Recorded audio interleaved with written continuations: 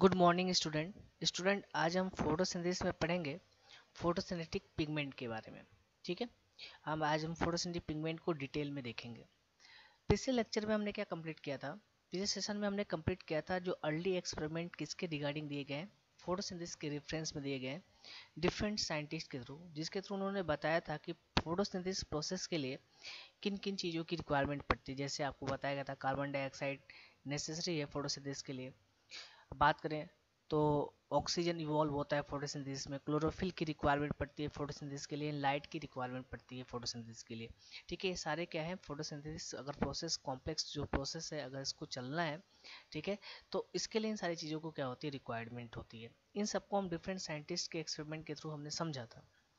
उसके बाद अगर हम बात करें कि फोटोसिंथेसिस पिगमेंट क्या होते हैं, तो पिछले क्लास में हमने बताया था कि अगर किसी क्रोमेटोग्राफी टेक्निक्स के थ्रू हम करें क्या, अगर सेपरेशन करें पिगमेंट का, किसी भी लीफ पिगमेंट का, ठीक है, तो हमें क्या देखने को मिलेगा, उसमें 4 टाइप्स के हमें पिगमेंट देखने को मिलेंगे। कौन कौन से पिगमेंट देखने को मिलेंगे?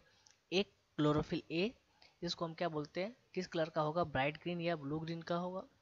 दूसरा है क्लोरोफिल बी, जो कैसा होगा, येलो ग्रीन कलर का होगा। थर्ड क्या होगा, जेंथोफिल, जो कैसा होगा, येलो कलर का होगा। एंड लास्ट वन क्या होगा आपका, कैरोटीन, जो कैसा होगा, येलो एंड ऑरेंज कलर का होगा। ठीक है, एंड येलो ऑरेंज कलर का होगा। ठीक है, तो ओवरऑल इन सब चीज़ के बारे में हमने बता दिया था। ठीक है, लेकिन ऐसा नहीं है कि हम जो फोटोसिंथेसिस पढ़ रहे हैं चैप्टर हायर प्लांट्स के लिए, तो स्पेसिफिक हम बात करेंगे जिम्नोस्पर्म एंड एंजियोस्पर्म की, ऐसा नहीं है। ठीक है, क्योंकि आप एल्गी में भी फोटोसिंथेसिस होता है। ठीक है, तो अगर हम बात करें जो लोअर, हम बात करें प्लांट्स हैं, तो उनके रिगार्डिंग भी जहाँ जहाँ जो जो टॉपिक इंपॉर्टेंट है फोटोसिंथेसिस के लिए, ठीक है, तो वो चीज़ें आपको बताई जाएंगी। जैसे फोटोसिंथेटिक पिगमेंट हम पढ़ेंगे तो इसमें हम कुछ अदर पिगमेंट के बारे में बात करेंगे जो हमें लोअर प्लांट्स में देखने को मिलते हैं। ठीक है, तो चलिए फोटोसिंथेटिक पिगमेंट की हम बात करते हैं। तो अगर टाइप की बात करें कि फोटोसिंथेटिक पिगमेंट कितने टाइप्स के होते हैं, ठीक है, चलो अगर इन जनरल हम बात करें कि फोटोसिंथेटिक पिगमेंट कितने टाइप्स के होते हैं, तो कितने टाइप्स के होते हैं, मेनली क्या होते हैं, 3 टाइप्स के होते हैं। 3 टाइप्स के कौन कौन से हैं? फर्स्ट क्या है आपका, क्लोरोफिल।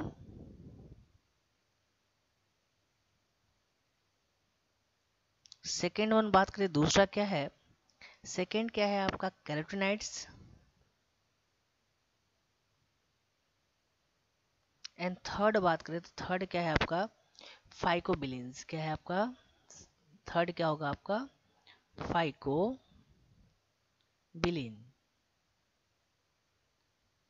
ठीक है, हम इन 3 पिगमेंट के बारे में डिटेल बात करेंगे। ठीक है, तो अगर हम टाइप्स की बात करें कि फोटोसिंथेटिक पिगमेंट कितने टाइप्स के हो सकते हैं, तो chlorophyll, second carotenoids, and third हम क्या पढ़ेंगे, फाइकोबिलिन्स के बारे में।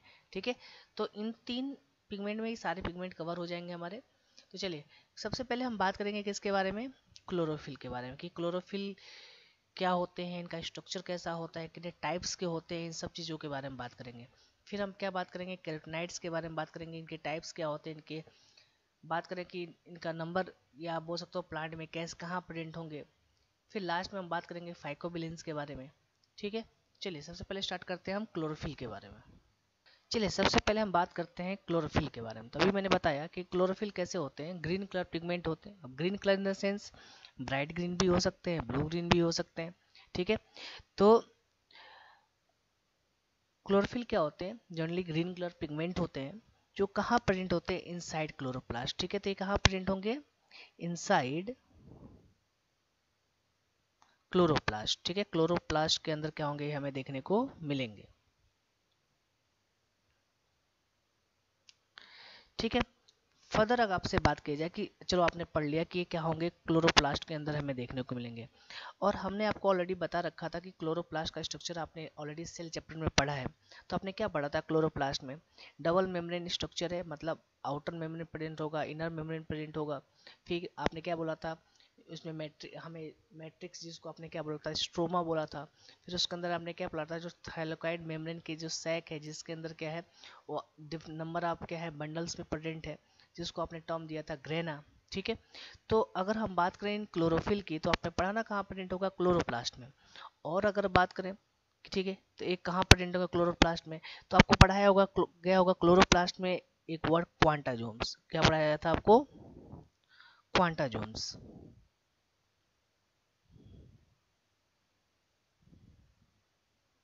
ठीक है। तो क्वांटाजोम्स में हम बात करें, क्वांटाजोम्स में कितने आप बोल सकते हो कि ये प्रेजेंट होते हैं क्लोरोफिल, तो कितने होते हैं 230 टू 250। आप याद करने के लिए याद कर सकते हो, एक अप्रॉक्स वैल्यू याद करना है तो आप याद कर सकते हो 230। ठीक है, आपके मैक्सिमम ऑप्शन में 230 ही आएगा। तो क्वांटाजोम्स की बात करें तो क्वांटाजोम्स में कितने क्लोरोफिल मॉलिक्यूल प्रेजेंट होते हैं 230 टू 250, अप्रॉक्स आप 230 याद रखेंगे क्लोरोफिल मॉलिक्यूल प्रेजेंट होते हैं। ठीक है, तो अगर आपसे पूछा जाए कि क्लोरोफिल कहाँ प्रेजेंट होगा तो क्लोरोप्लास्ट के अंदर। क्लोरोप्लास्ट में आपको पढ़ाया गया था क्वांटाजोम्स प्रेजेंट होते हैं। अब क्वांटाजोम्स में क्या होते हैं, number of chlorophyll molecules present होते हैं। अगर ईच क्वांटाजोम्स की बात करें, ठीक है, तो ईच क्वांटाजोम्स में कितने प्रेजेंट होंगे 230 टू 250 क्या होते हैं क्लोरोफिल मॉलिक्यूल क्या होते हैं प्रेजेंट होते हैं। और यही जो है ना 230 टू 250 आपने बोला क्लोरोफिल मॉलिक्यूल, ठीक है, तो यही क्वांटाजोम्स आगे जाके क्या फॉर्म करता है, फोटोसिंथेटिक यूनिट फॉर्म करता है। क्या फॉर्म करता है, फोटोसिंथेटिक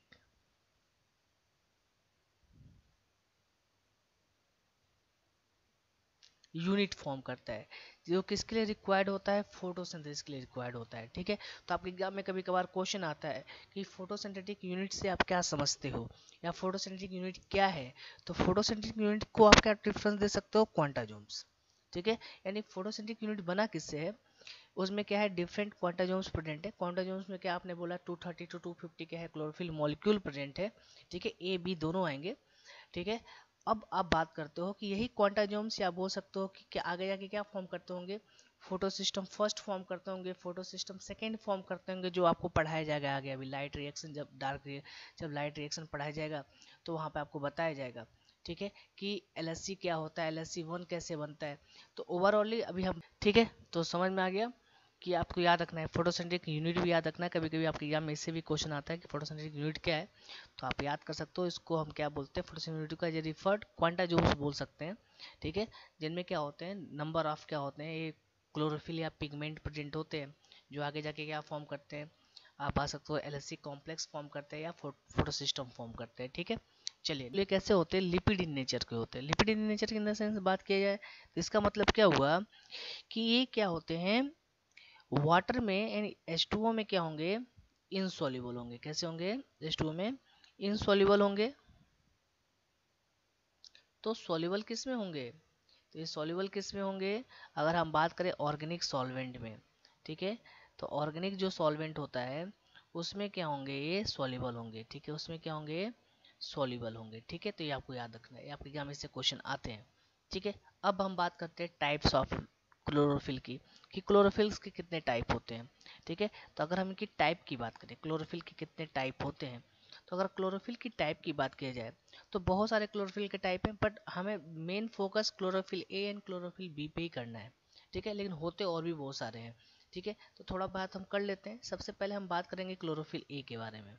ठीक है, अगर हम क्लोरोफिल ए की बात करें, ठीक है, तो क्लोरोफिल ए क्या होता है, ये ब्लूइश ग्रीन या ब्राइट ग्रीन कलर का होता है। कैसा होता है, आप बात कर सकते हो कैसा होगा, ये आपका ब्लूइश ग्रीन कलर का होगा या कैसा होगा, ब्राइट ग्रीन का।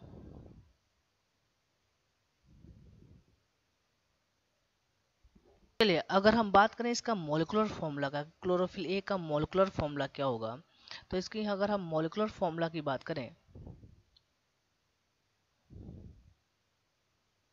तो क्लोरोफिल ए का जो मॉलिक्यूलर फॉर्मूला होता है वो क्या होता है। ठीक है, तो अगर हम मॉलिक्यूलर फॉर्मूला की बात करें तो क्या होगा, C55H72O5N4NMg। ठीक है, तो ये क्या है आपका क्लोरोफिल ए का क्या है मॉलिक्यूलर फॉर्मूला है। ठीक है, और नेक्स्ट वन अगर हम बात करें क्लोरोफिल ए की, तो क्लोरोफिल ए क्या होता है, यूनिवर्सल फोटोसिंथेटिक पिगमेंट होता है। ठीक है, ये मोस्ट इंपॉर्टेंट क्वेश्चन है जो आपके नीट के एग्जाम में आया हुआ है। तो क्लोरोफिल ए क्या होता है आपका, यूनिवर्सल फोटोसिंथेटिक पिगमेंट होता है।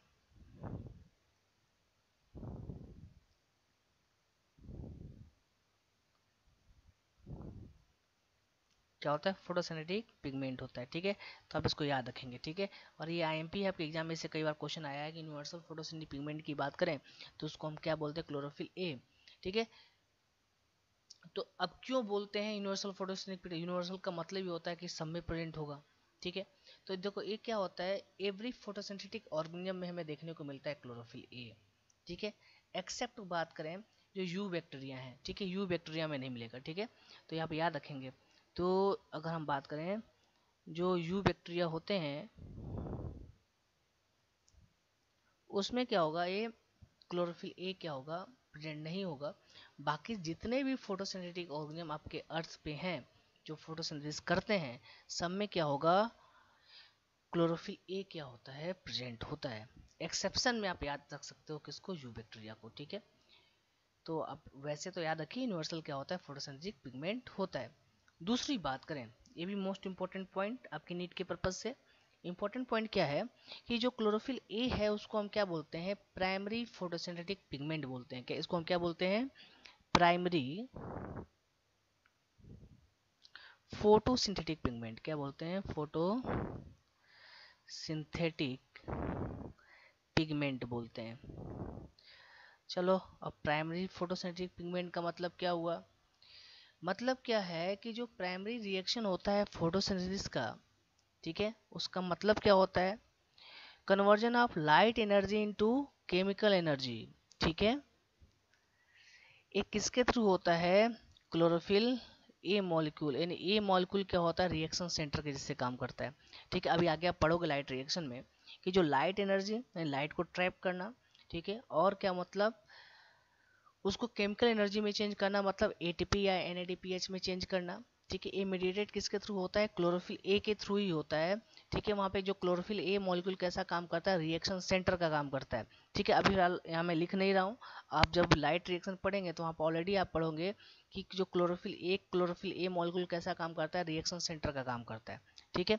तो यहाँ इसलिए हम इसको क्या बोलते हैं, प्राइमरी फोटोसिंथेटिक पिगमेंट भी बोलते हैं, क्या बोलते हैं, प्राइमरी फोटोसिंथेटिक पिगमेंट भी बोलते हैं। कंफ्यूज नहीं होना। देखो एक जी और बात, आपके नीट के एग्जाम के पर्पज से ये जो प्लांट फिजियोलॉजी है in photosynthesis and cellular respiration जो अब आप पढ़ोगे आगे, ठीक है, नेक्स्ट चैप्टर, ठीक है, ये काफ़ी इंपॉर्टेंट चैप्टर है और आपके एग्जाम में से क्वेश्चन बहुत अच्छे आते हैं। और दोनों चैप्टर से अगर अप्रॉक्सली बात करें तो 3 क्वेश्चन एराइज होते हैं आपके एग्जाम में। तो 6 क्वेश्चन काफ़ी इंपॉर्टेंट है, 6 क्वेश्चन आपसे बहुत अच्छे अच्छे पूछे जाएंगे। इस पे इसके में कई तरह न्यूमेरिकल बेस्ड भी क्वेश्चन आ जाते हैं, वो आपको सॉल्व कराया जाएगा क्वेश्चन, प्रैक्टिस सीट भी दी जाएगी, आप घर पे भी सॉल्व करेंगे।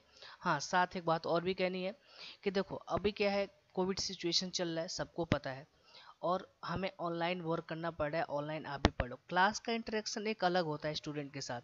आप, मैं क्लास में पढ़ाता हूँ, आपको भी पता है कि कोई चीज़ प्रॉब्लम होती है सामने इन बोर्ड फ्रंट आप, अगर मुझे किसी सामने दिक्कत लगती है तो मैं आपसे बात करता हूँ, आप मुझे अपना प्रॉब्लम बताते हो। ऑनलाइन में थोड़ा सा ये नहीं है, पर हाँ ये चीज़ मैं ज़रूर बोलता हूँ कि आप वीडियो लेक्चर देखो। कई सारे बच्चों की क्वेरी मेरे पास आते भी है कि इन द सेंस जैसे वो पढ़ रहे हैं, कोई हो सकता है किसी उनको वीडियो लेक्चर में कोई पॉइंट समझ में नहीं आया तो मुझे मैसेज करते हैं, ठीक है। मैं एट ए टाइम उसको सॉल्व भी करता हूँ क्वेश्चन को, जिन्होंने किया होगा उनको आई थिंक समझ में आ गया होगा। लेकिन कई सारे ऐसे बच्चे भी हैं जो वीडियो देख तो रहे हैं, ठीक है, हाँ उनको आती होगी कुछ ना कुछ क्वेरी, कुछ चीज़ नहीं समझ में आती होंगी, बट वो शेयर नहीं करते। आपके पास नंबर है, ऐप आप यूज कर रहे हो आशादीप IIT का, उस ऐप पे मेरा भी नंबर है, आप चाहो तो डायरेक्टली मुझे मैसेज कर सकते हो, सर ये वीडियो में पॉइंट समझ में नहीं आया, मुझे दोबारा बता दो, ठीक है। तो मैं एक्सप्लेन करूंगा, कॉल करके एक्सप्लेन करूंगा, चाहे मैसेज करके एक्सप्लेन करूंगा, कैसे भी एक्सप्लेन करूंगा आपको, ठीक है। ये मेरा काम है, घबराना नहीं है, क्योंकि अभी देखो ये कब तक चलने वाला है कोविड सिचुएशन किसी को नहीं पता है, ठीक है, और हार नहीं माननी है। मेरा काम है पढ़ाना, आपका काम है पढ़ना, और मैं डैम श्योर बोलता हूँ अगर आप अच्छे से मेहनत करते हो तो आप नीट में सिलेक्ट तो होके ही रहोगे। तो मेहनत करना है आपको, जहाँ भी आपको कोई भी दिक्कत आती है, क्वेश्चन में दिक्कत आती है, वीडियो लेक्चर में कोई पॉइंट अगर समझ में नहीं आया, तो आप डायरेक्टली मुझे कॉल करके बताओ, सर ये मुझे नहीं समझ में आया, मुझे दोबारा बताओ। कुछ बच्चे कर रहे हैं, कुछ बच्चे नहीं कर रहे हैं। हाँ, मैंने रिजल्ट देखा था 1-2 दिन में आपको पुराने, उसमें काफ़ी सारा डेविएशन मुझे देखने को मिला था। चलो ठीक है, जो बच्चे बहुत अच्छा पढ़ाई कर रहे हैं उनके रिजल्ट इंक्रीज हुए हैं, पर जो नहीं पढ़ाई कर रहे हैं उनके डिक्रीज भी हुए हैं, ठीक है। तो अब नहीं, उसका रीजन एक ही चीज़ है कि आप या तो प्रॉपर वीडियो देख के समझ नहीं पा रहे हो, ठीक है, या तो कोई क्वेरी है जो आप पूछते नहीं हो, ठीक है, ये चीज़ नहीं होनी चाहिए। ठीक है, तो आप लोग मेहनत करो। मैं ऑलरेडी कोशिश करता हूँ कि जितने भी इंपॉर्टेंट पॉइंट्स है आपको एट ए टाइम बता दूँ, और बता भी देता हूँ वीडियो लेक्चर में, चाहे ऑफलाइन पढ़ो तो भी बता देता हूँ।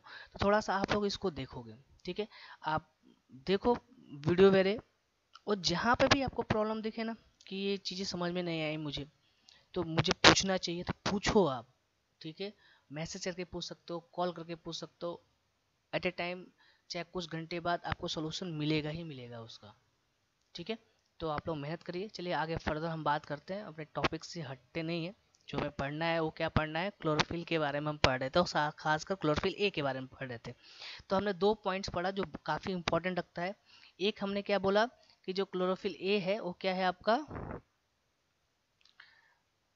यूनिवर्सल फोटोसिंथेटिक पिगमेंट है, और दूसरा आपने क्या बोला ये क्या है आपका प्राइमरी फोटोसिंथेटिक पिगमेंट है। क्योंकि जो हमें शॉर्ट में लिख देता हूँ, जो क्लोरोफिल ए है वो कैसा वर्क करता है, रिएक्शन सेंटर के जैसे कैसा काम करता है, रिएक्शन सेंटर का काम करता है। जब अभी आपको जब पढ़ाया जाएगा ना लाइट रिएक्शन, तो वहाँ पे आपको इसके बारे में और थोड़ा बताऊंगा मैं, ठीक है, जब इलेक्ट्रॉन ट्रांसपोर्ट सिस्टम पढ़ाया जाएगा जेड स्कीम में, ठीक है, लाइट रिएक्शन में, तो वहाँ आपको बताऊंगा ये क्लोरोफिल ये कैसा काम करता है, रिएक्शन सेंटर का काम करता है, ठीक है। चलिए तीसरा पॉइंट की बात करें, ये भी आपका आईएमपी पॉइंट है। अब क्या आईएमपी है ये, जो क्लोरोफिल ए होता है क्या होता है, मोस्ट अबंडेंट क्या होता है, फोटोसिंथेटिक पिगमेंट होता है, ठीक है। अगर हम क्लोरोफिल ए की बात करें, ये क्या होता है, मोस्ट अबंडेंट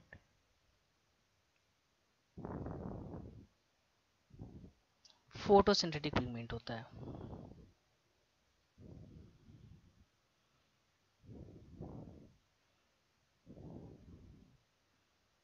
क्या होता है, फोटोसिंथेटिक पिगमेंट होता है, ठीक है।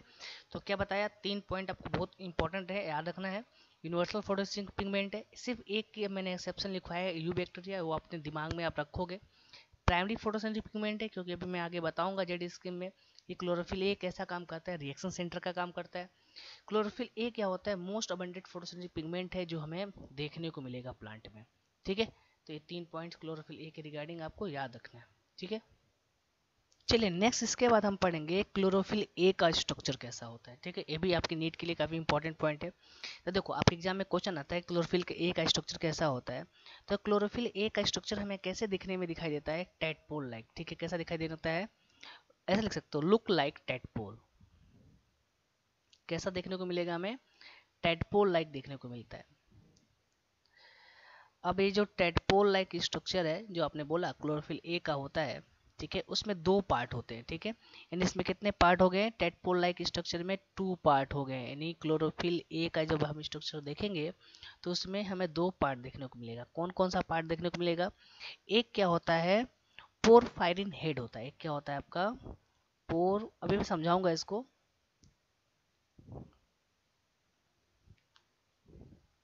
हेड होता है, और दूसरा क्या होता है, फाइटोल टेल होता है। क्या होता है,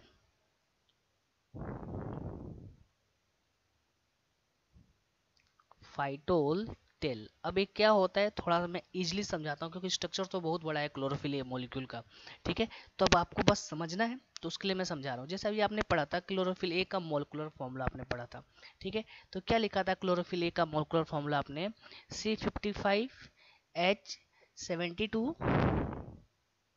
ठीक है। फिर आपने बोला था क्या होगा आपका, O5 होगा, ठीक है। और क्या पढ़ा था, N4Mg, क्या पढ़ा था, 4 नाइट्रोजन और मैग्नीशियम आयन, यही पढ़ा था ना मोलिकुलर फॉर्मूला। तो अब स्ट्रक्चर फॉर्मूला अगर हम बनाए तो हमें क्या, आपने क्या बोला कैसा होता है, टेडपोल लाइक, और दो पार्ट होंगे इसमें, एक होगा पोरफायरिन हेड और दूसरा क्या होगा, फाइटोल टेल, ठीक है। अब देखो मैं यहाँ पे एक छोटा सा स्ट्रक्चर बनाता हूँ, नहीं याद कर सकते हो तो आप थोड़ा सा, पतंग तो सब उड़ाते हो ना उत्तरायण में, उसके लहजे से याद कर लो। देखो एक ऐसा स्ट्रक्चर हो गया, हेलो, बना दिया ऐसे मैंने स्ट्रक्चर, ऐसे ही याद रखो आप, ऐसे आसानी से याद रहेगा। ए पार्ट को आप क्या बोलोगे, head, head in the sense porphyrin head, और इस वाले पार्ट को हम क्या बोलेंगे, टेल, इन द सेंस आप बात कर सकते हो फाइटोल टेल, ऐसे याद रखो, याद हो जाएगा। अब देखो कैसे बनेगा ये, तो देखो क्लोरोफिल ए की बात करो चाहे क्लोरोफिल बी की बात करो, इसका जो सेंट्रल एलिमेंट होगा ना क्लोरोफिल का, यानी क्लोरोफिल का सेंट्रल एलिमेंट क्या होगा आपका? Magnesium ion. क्या होगा आपका? Magnesium ion. अब इस मैग्नीशियम आयन से कितने नाइट्रोजन जुड़े होंगे? 4। तो मैं 4 जोड़ रहा हूँ। एक नाइट्रोजन ये हो गया, दूसरा नाइट्रोजन ये हो गया, तीसरा नाइट्रोजन ये हो गया, एंड फोर्थ नाइट्रोजन क्या हो गया आपका? ए हो गया। ठीक है, 4 नाइट्रोजन जुड़ गए मैग्नीशियम आयन से। अब इसके बाद जो स्ट्रक्चर बनेगा वो क्या है? देखो, ए हो गया, ए हो गया, ठीक है। अब बचा ऑक्सीजन, कार्बन, हाइड्रोजन। तो मान लो आगे जाके ऐसे कई सारे रिंग बनेंगे। ठीक है, मैं बना नहीं रहा हूँ, बस बता रहा हूँ। ऐसे कई सारे रिंग स्ट्रक्चर बनेंगे, ठीक है, जो कार्बन, हाइड्रोजन, ऑक्सीजन के ही होंगे। ठीक है, ऐसे। अब टेल वाले पार्ट में देखो, जो टेल वाला पार्ट होता है, वो टेल वाला पार्ट क्या होता है? शिप कैसा होता है? हाइड्रोफोबिक होता है। कैसा होता है? हाइड्रोफोबिक। टेल कैसा होगा आपका? हाइड्रोफोबिक होगा। कैसा होगा? टेल वाला पार्ट कैसा होगा? हाइड्रोफोबिक होगा। हाइड्रोफोबिक इन द सेंस, आपने क्या बोला कि किसका बना होगा? हाइड्रोकार्बन का। किसका बना होगा आपका? हाइड्रोकार्बन का। ठीक है, तो यहाँ पे सिर्फ क्या होंगे? कार्बन, हाइड्रोजन होंगे। हाइड्रोफोबिक होगा। तो हाइड्रोफोबिक होगा तो आपको पता है हाइड्रोफोबिक एलिमेंट क्या होते हैं आपका? वाटर रिपेलिंग होते हैं। ठीक है, आपको पढ़ाया था। और जो हेड वाला पार्ट है, इसमें क्या प्रेजेंट होगा? फंक्शनल ग्रुप प्रेजेंट होगा। ठीक है, अब कौन सा फंक्शनल ग्रुप प्रेजेंट होगा? जैसे आप बोलते हो कि जो क्लोरोफिल ए होता है उसमें क्या प्रेजेंट होता है? CHO group. क्या प्रेजेंट होगा? CHO ग्रुप प्रेजेंट होगा। ठीक है, तो हेड कैसा होता है आपका? हाइड्रोफिलिक। कैसा होता है? हाइड्रोफिलिक। एग्जाम में ऐसे ही क्वेश्चन आएंगे, बहुत डिटेल स्ट्रक्चर नहीं देखना है। ऐसा नहीं है कि क्लोरोफिल का स्ट्रक्चर आपके एग्जाम में देगा क्वेश्चन सॉल्व करने के लिए, हाँ, पर ये जरूर देगा पोरफायरिन हेड क्या होता है और फाइटोल टेल क्या होता है। तो आपको याद रखना है। जो पोरफायरिन हेड की बात करें तो पोरफायरिन हेड कैसा होगा आपका? हाइड्रोफिलिक होगा। अभी हमने बताया कैसा होगा? हाइड्रोफिलिक होगा। ठीक है, और कैसा होता है आपका? एसिडिक नेचर का होता है। कैसा होता है? Hydrophilic and acidic nature. कैसा होगा? हाइड्रोफिलिक एंड एसिडिक नेचर का होगा। हाइड्रोफिलिक पे मेन फोकस करना है। ठीक है, और नेक्स्ट बात करें, जो फाइटोल टेल होगा है कैसा होता है आपका? हाइड्रोफोबिक होता है। कैसा होता है? हाइड्रोफोबिक होता है। ठीक है, एंड हाइड्रोफोबिक के साथ साथ बात करें कैसा होता है? एल्कोहलिक नेचर का होता है। कैसा होता है? एल्कोहलिक नेचर का होता है। ठीक है, कैसा होगा? एल्कोहलिक नेचर का होगा। ठीक है,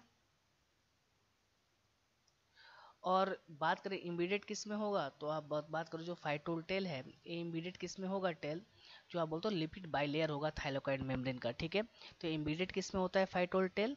embedded in lipid bilayer of thylakoid membrane. ठीक है, जो थाइलाकोइड मेम्ब्रेन है उसके जो लिपिड बाइलेयर है उसमें क्या होगा? ये इम्पीडेड होगा।